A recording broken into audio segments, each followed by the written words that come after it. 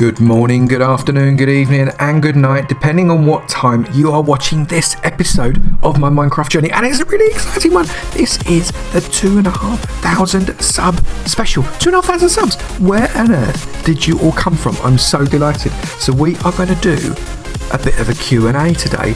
I've asked for questions on Twitter. I've got way too many. I'm not going to be able to ask them all. So if I don't answer your question, I'm so sorry. But I've got quite a few and I'm very excited. So unfortunately, no time for the mate space today because we've just got too many questions and we need to go and do some building of our celebration square statue whilst we answer the questions. But before we do anything, you'll notice I've got a different skin pack, and the reason I've got this different skin pack is because we are playing in Minecraft 1.9. Yes, I have joined the modern day. I'm in Minecraft 1.9. My old resource pack, it didn't work. It's been updated to a 1.9 pack, so I needed to install some new ones. So I was looking around and I got this one, and I really like it. Details for the skin pack are just below. It's a really nice skin. I'm very pleased with it. It's called Chroma Hills RPG. So if you fancy that, just Google Chroma Hills. It's a great resource pack. Very pleased. So should we get over there? We got some building to do. See you in a minute. And here we are in Celebration Square, right behind the 1k sub statues. 1k seems like such a long time ago now. And our 100th episode statue that we did a little while ago. This is where we're going to build our 2.5k statue whilst answering your questions. Some of them are a little bit scary. So you'll notice that we are going to have to change the resource pack. And that's because 1.9 doesn't work with replay mod. Replay mod basically doesn't support 1.9. It might do in the future, or maybe you know something I don't. If you do, tell me. I'd like to know now. But I'm going to have to switch back to 1.8.9 to be able to use replay mod, so as I can build this statue while I ask you questions. So, are you ready? Let's do it. So whilst I'm building this up, let's have a go at these questions, shall we? I feel really quite exposed. I said I was going to do it, and I thought this will be easy, but actually it's really hard to answer questions. So anyway, let's crack on with it. So first question is coming from Niels of the Two Irresponsible Gamers, and the first thing I need to say to you, Niels, is that you need help. You need lots of help of the medical variety, because this question is just messed up. Would I swap with someone who just got run over by a car, has a lot of pain, needs surgery and a full year to recover, and take all that pain in their place, but they'll inherit 2.5 million from the parents and the grandparents when they die, so you get that advantage. So you've got a lot of pain and a year recovering from the car crash, but 2.5 million in a few years. You're messed up, mate, but a year's pain for 2.5 million payoff sounds like a fair swap to me, but I'm putting a proviso on it, and it's my Q&A, so I can, and that's as long as the parents and the grandparents have a full and lovely life. So there. Right, next question is from Somnia Stellarum. How exactly am I going to take over the world? I need time to prepare. Well, I think Somnia is referring to the description on my Twitter account. If you look downstairs, the link to my Twitter is down there. I will be using all of my wit and my charm, basically, because that's all I will need eventually. Right, so we've got the other half of Two Irresponsible Gamers. Peter, what is my most proud and my most embarrassing moment in my life? Well, my most proud moment is very easy. Every time I look at my kids, I get very proud. Very proud of them indeed. And yes, Avo has kids. It's out there. It's no longer a secret. I do have kids. Embarrassing moment. Well, I don't know whether it might be the most embarrassing moment of my life, because maybe I can't talk about some of those, but I do remember when I was doing, I can't remember, it was like a life-saving course or a swimming course or something in my late teens, advanced swimming of some description, and you had to wear Speedos. You couldn't wear swimming like shorts, you had to wear Speedos. And so we all got changed and went out, and there was, a group of 15 odd people doing the course, plus spectators around the pool, plus instructors, and I'd not tucked everything away properly, so there was a bit of a bulge on the outside, and that was pretty much ground open up and swallow me time. So enough said about that. Okay, Matt from @RobSoMatt on Twitter has asked me what got me into making content and what advice would I give to smaller channels. Well, I was challenged to make 10 videos, and you should never really challenge me to do something that's possible. So I did it 10, then 20, then 30, then 50, then 100, and I'm not stopped then. It's brilliant. And advice, well, don't worry about subs. I've learned that the hard way. Don't worry about subs. Make good videos. Make the content relevant, not just what you think people are going to. Make it relevant, what's going on now. Talk to people. Make sure you talk to as many people as you possibly can. Get your message out there. Make friends with people. Enjoy other people's content. Take what's best from theirs and share it, and just make sure that you talk to people. I think that's it. Just talk to people, and subs will follow. It's a classic. If you build it, they will come, and it's true. Zebula Gaming wants to know, what's the funniest moment of my life so far? Well, Zeb, this is a family channel, so I can't answer that question. But I can answer your second question, which was also asked by Just a Figment MC. So Just a Figment and Zeb, what is my favourite game besides Minecraft? Well, could go a couple of directions for this one, but Clash of Clans and the new Clash Royale as well. Just love it. Completely sucks your life away. I've got a Clash channel, and again the link's down below, but it's just such a lot of fun. It takes a long time to play, definitely a long time to get good at, but it's really, really fun, and I've got a number of accounts on it. And I also used to play a lot and play very little now, unfortunately. Poker, relatively competitively at a reasonable level. It was quite fun. I did want to go to the World Series and compete in the main event there, but the opportunity never arose. Maybe I'll get the chance to do it at some point. But yeah, I would thoroughly recommend poker. It's a really good social game, but don't put too much money in the middle, because if you put it in the middle and you don't know how to play, you will lose it. It ain't a game of luck. That much I guarantee you.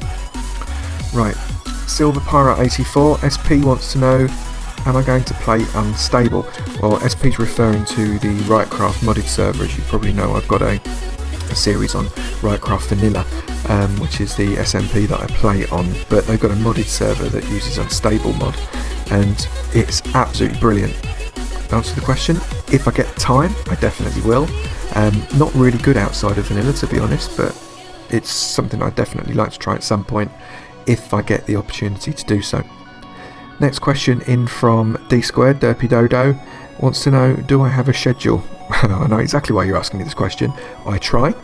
Life gets in the way, and I'm trying to at least release at least on 2 times a week. Definitely on a Friday, where my Let's Play survival series Avo's Journey actually goes out. That's the one that I started with. It's the one that I'll finish with.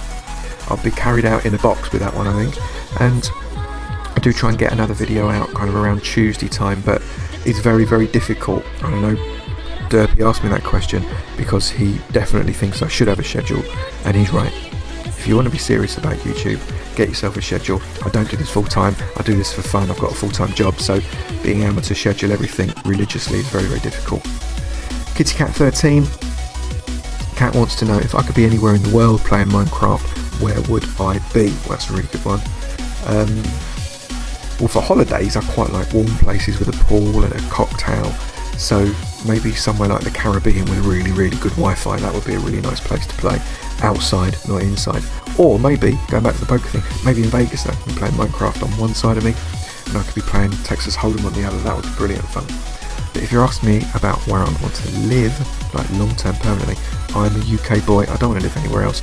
I love it in the UK. It's where I'm from, and it's where I will always be. I don't want to live anywhere else, so I'd play here, right here, but with good internet. Okay, so next question, or next questions, come from Steph Johnson. Steph wants to know, who's my favourite game character and why? I think it has to be Steve, because I was him for 40 odd episodes of my Let's Play videos, and Steve rules. Before I was Avo, I was Steve, so it's got to be Steve, right? Steph also wants to know, what's my favourite movie? Wow.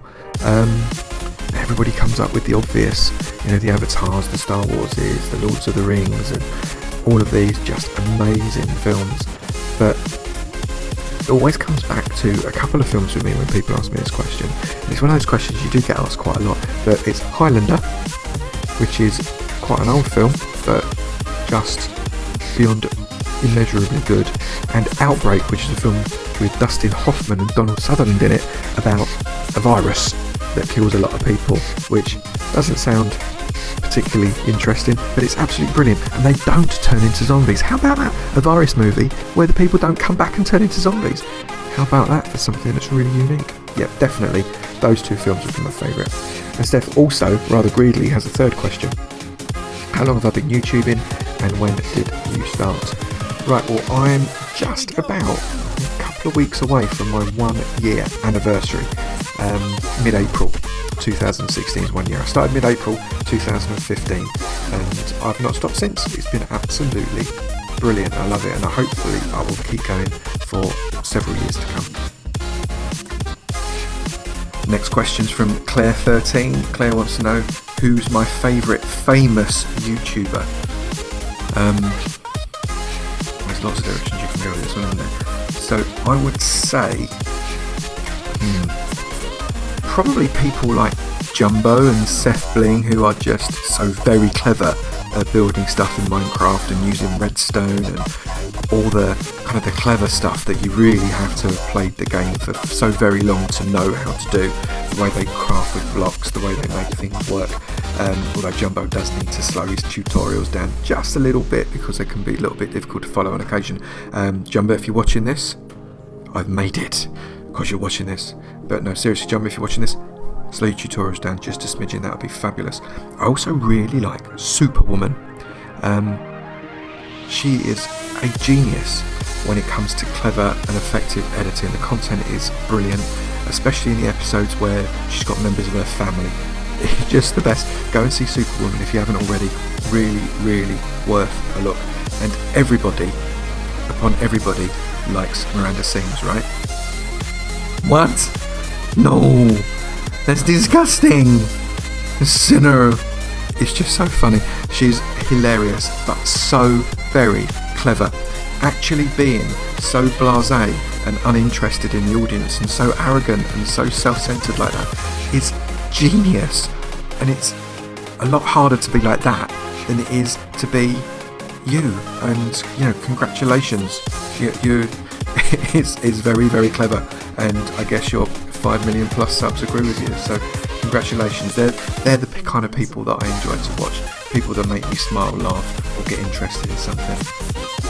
Okay, next question from Quinny Gaming. Quinny, thanks for your question, mate. Who inspired me to do YouTube? Well, it's pretty simple, really. I mentioned already with Matt's question earlier on that I was challenged to do 10 videos right at the beginning last March. Someone challenged me to do 10 videos. It was my son. My son challenged me and I accepted and got completely hooked, and there's definitely no going back now.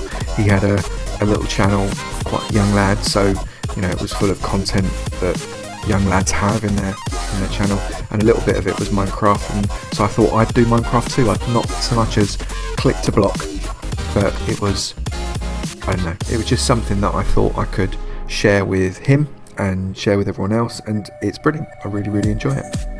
Okay, and the last questions come from Amy Gaming, and you have been even more greedy than Steph, Amy, but I will let you off. First question: if I could go back to when I started, so that year ago, what would I do differently? I kind of refer back to the question that I answered a little while ago, and I would focus on making the content that was really, really relevant and that people wanted to watch right then. You know, stuff that was going around. So Star Wars has just been released. I'm currently making tutorial videos on how to make a TIE fighter and how to make an X-Wing fighter and that kind of thing. And I plan to do a little bit more of that. So something that's relevant and current, make sure your video content is good and make sure you're enjoying doing it. So I'd go back, I'd make sure I was doing what I was enjoying, I'd make sure it was something that people wanted to watch and that was current at that time, and I would do some research. I'd actually watch other good YouTubers' channels and I'd watch their recent videos, not their older ones, because their older ones were only relevant when they made them. So I'd watch the recent ones and see what was relevant then, and maybe magpie some ideas and I don't know, create something that was as unique as possible, but you know, taking everything from, you know, what I'd found, That's what I definitely would do if I went back, because I just slapped straight in, didn't do any research, did 15 minutes of Minecraft so I knew what the controls were, and then started recording. It's a little bit mental. Go back and watch episode 1, you'll see. It's very, very different to what I do now. Amy also wants to know, what have I enjoyed most about YouTube? It's meeting everybody. Definitely. I have met such amazing people in the YouTube community and also in the Twitter community as well. It's just fantastic, and it may sound strange, but I actually call some of these people friends, albeit electronic ones. But there's such a great group of people out there in the Twitterverse and the Tubeverse that it's a pleasure to spend time with them, albeit through a video or in a chat box or whatever it might be. And if you're not on Twitter, I definitely recommend you get yourself on there. There's some great people out there. Amy also wants to know what's been the most annoying thing about YouTube. What's been the most hotel internet. Hotel internet. Yeah, it is awful. Doesn't matter how good they say it is, it's always not good. I spend a lot of time in hotels because of my job, and it's just very, very difficult to be able to make effective content that actually has good flow and no lag, and don't have to be done 46 times, although there's nothing wrong with doing it 46 times if that's how long it takes to get it right. But it just doesn't make good YouTube video making. And I do stamp my feet. I actually stamp my feet. It's quite childish, I admit it, I put my hands up, but I do. And the last question, I believe that's the last question, is from Emmy again. If I could be any other YouTuber, who would I be and why? Such a good question.